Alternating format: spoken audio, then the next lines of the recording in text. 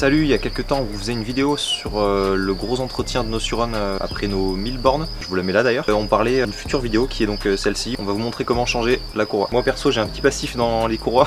Et William récemment, il y est passé aussi. Je me suis fait dépuceler de la courroie. On va vous montrer un peu la gueule qu'elles ont déjà, premièrement. Donc ça, c'est les deux miennes. On voit qu'à la base, ça m'est arrivé quand je roulais dans le sud. Donc elles sont vraiment un peu genre imbibées de sable et tout. Enfin, on voit qu'elles ont roulé dans des endroits un peu, pas désertiques, mais voilà, ça c'est William qui a roulé 1000 bornes en Alsace. Et ça, c'est moi qui ai roulé genre 150 bornes dans le sud, tu vois. Donc, elles ont vraiment une sale gueule comparée à celle-là. En soi, au début, je crois, j'avais pas de protège courroie. Donc ça prenait vraiment sa race, quoi. Alors que William, il a vite eu une protège. Donc je pense que c'est aussi pour ça qu'elle est assez propre. Pour la petite histoire, j'ai vraiment dû prendre dès le début en fait une caillasse qui est venue se caler dans ma poulie et qui a fini par m'arracher des dents là, comme on peut voir. En fait, ça a commencé à me faire un premier trou et après ça m'a fragilisé toutes les autres dents là. Et à force, je pense que vous pouvez l'entendre sur la vidéo où on roule tous les deux. Ça fait une sorte de clac clac clac.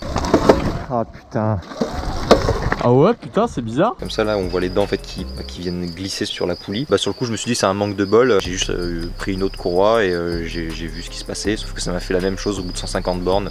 Même gueule. Sachant que moi elle a pété deux sorties après que j'ai perdu ma protection de courroie. Ouais voilà, donc vraiment les gars, faut pas jouer sur la courroie. Même quand vous roulez, vous entendez un bruit chelou ou quoi, arrêtez-vous voir s'il n'y a pas une merde dedans. Si vous avez pas de. Enfin même si vous avez une protec, mais faites-vous une protec, c'est important je pense. Parce que mine de rien, si tout se passe bien, voilà, 1000 bornes après, elle est clean hein. C'est juste qu'on voit que là elle a été poncée. À mon avis, j'aurais pas perdu ma protection de courroie, j'aurais pu la garder un moment encore. Ah oui c'est clair hein. Là tu vois, normalement tout est imprimé et là on voit qu'il y a une grosse trace.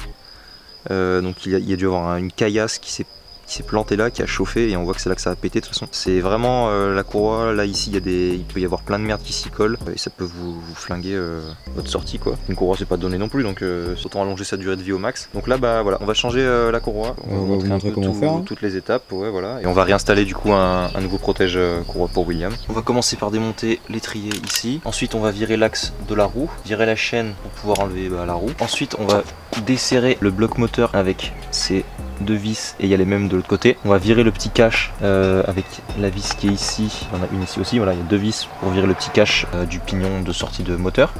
Cet axe qui relie donc le bras à l'amorto, tout le reste ça peut rester en place. Non, tout ne reste pas en place. Petit point très important, si vous voulez pas mettre 1000 ans à remettre le bras oscillant en place, vous devez juste desserrer celui-là pour lâcher un peu de contrainte sur le cadre, sinon vous allez en chier. Ah putain, sa mère la p... Et ensuite normalement, ah oui, il faut virer l'axe de bras oscillant avec la douille spéciale qui vaut quand même son prix, mais à moins que vous arriviez à vous la fabriquer ou quoi, ou que vous l'ayez à part, mais je crois pas que ça serve à autre chose qu'à ça. Et d'ailleurs, en vrai je vous conseille même de vous la prendre de base, même si vous n'avez pas prévu de changer la courroie, parce que ça vaut le coup quand même de vérifier le serrage de cet axe, c'est quand même assez important. Donc ou si un jour vous tombez dessus ou que vous allez faire un entretien, demandez peut-être à vérifier au cas où le serrage de cet axe, parce que moi la première fois j'avais quand même une petite surprise, je pouvais y aller quand même un peu plus. Ok, bon bah c'est parti. Ouais, pendant que Joe s'occupe de l'étrier, moi je vais m'occuper de la douille derrière. Je vais enlever mon fameuse bavette.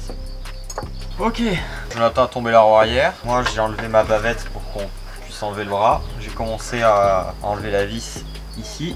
Si jamais il y a une vidéo qui a été faite par Suron, je crois, officielle, qui montre vraiment bien clean comment démonter sa courroie, donc on vous la mettra dans la description. C'est juste que nous, c'est plus sympa déjà. Et surtout on vous explique un peu comment préserver sa courroie et les problèmes qu'on a eu et comment vous pourriez les éviter. Puis la musique sur la vidéo elle est un peu insupportable aussi. Ah ouais putain. Yes. Ah voilà c'est ça. En fait faut le faire rentrer. Ah ok, après on va sortir tout ça. Voilà. Bon du coup comme j'en avais marre de faire une courroie toutes les 150 bornes, je me suis dit que c'était un autre problème et que c'était lié en fait à la poulie. Du coup, depuis que j'ai changé la poulie, voilà, j'ai fait 700 bornes avec ma courroie, elle se porte bien. J'ai vraiment dû prendre une caillasse ou quoi parce qu'elle est vraiment poncée, elle est limée le truc. Là on va voir celle de William au bout de 1000 bornes avec juste un pet là récemment. Et moi c'est une poulie qui avait voilà, 300 bornes je pense, un truc comme ça. Donc celle de William, il y a peut-être des petites caillasses qui sont passées, qui ont un peu martelé, mais rien de bien méchant. Alors que moi, les dents, elles sont vraiment creusées et poncées quoi, de partout. On voit la diff là c'est violent. Hein. Méga. On voit que toi, il y a vraiment poncé sur toute la longueur. Moi, toute la longueur a pris. Ouais. pas une dent qui est épargnée. Hein. Donc là William ça devrait aller, on va voir, ça ne devrait pas poser de problème. Mais du coup moi voilà, bah, j'ai dû démonter, recaler juste la poulie, voilà, rien de compliqué hein, mais si ça vous arrive, je crois que ça c'est une centaine d'euros par contre. Hein. Il faut protéger sa courroie et sa poulie. Prenez-en soin. J'ai pris pour vous l'apprendre, donc voilà, que ça serve à d'autres. On va juste remonter ça avec la courroie et on est tout bon. Hein. Mais le plus drôle ça reste de remettre ça là-dedans. Bon là on va nettoyer un petit coup parce qu'il y a quand même pas mal de merde, donc on va nettoyer tout ça et regraisser. Quitte à ce que ce soit démonté, autant le faire. Bon, soyez deux, c'est mieux quand même. Hein. Oui.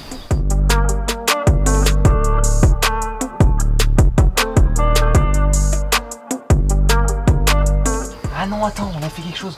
On avait desserré ça. Voilà, point clé. Pour gagner de la flexibilité sur le cadre, faut desserrer lui là. Ah, tu vois? Putain, et ça mon gars, si on avait su avant. La matière pour la bavette, c'est la matière pour le protège-courroie.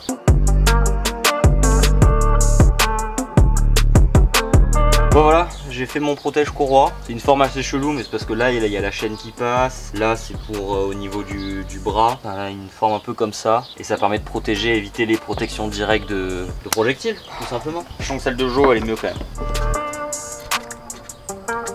On voit bien que d'ici ça protège la courroie parce que si là on enlève, qu'est-ce qu'on voit derrière? Et là je vais remettre un petit riselant au cas où, pour pas que ça dringue-balle.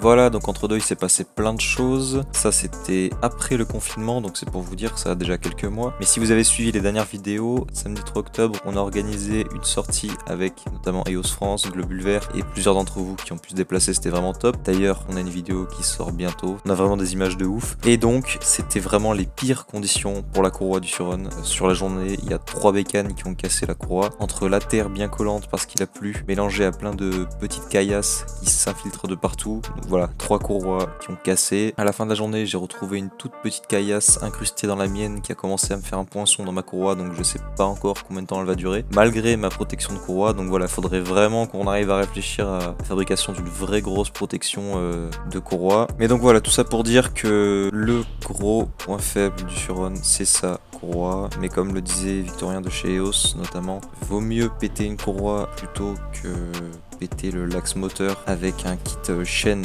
primaire. Là l'avantage c'est que c'est la courroie qui fait fusible si elle se prend quelque chose, mais si vous avez une chaîne, alors certes ce sera plus résistant, mais s'il y a un truc qui pète, et ben c'est potentiellement le moteur qui va prendre. Et une courroie c'est 44 balles, un moteur c'est 560. C'est à prendre en compte quand vous achetez un Suron, vous devrez faire attention à la courroie, c'est ce qui prend cher. Et c'est pas vraiment une bécane qui est faite pour ces conditions où on a de la boue, où on a des petites caillasses et où ça va s'infiltrer partout. Si vous habitez vraiment quelque part où il pleut tout le temps et où c'est vraiment de la boue épaisse et où peut-être du sable, j'ai encore un doute sur le sable, je sais pas trop comment la bécane réagit vraiment sur du sable profond en roulant souvent là dans ces conditions, mais comme chez nous là en Alsace, quand il fait globalement toujours sec ou que la terre elle absorbe bien la flotte et qu'on a quasiment jamais de projection, bah vous voyez la courroie de William, voilà, elle dure 1000 bornes et aucun problème quoi. Donc voilà, c'était notre point sur la courroie du Suron. Je pense pas qu'on fera d'autres vidéos dessus parce que on a un peu épluché tous les problèmes, j'ai l'impression, dessus. Et voilà, on espère que ça vous aura servi et que ça vous aidera peut-être à définir si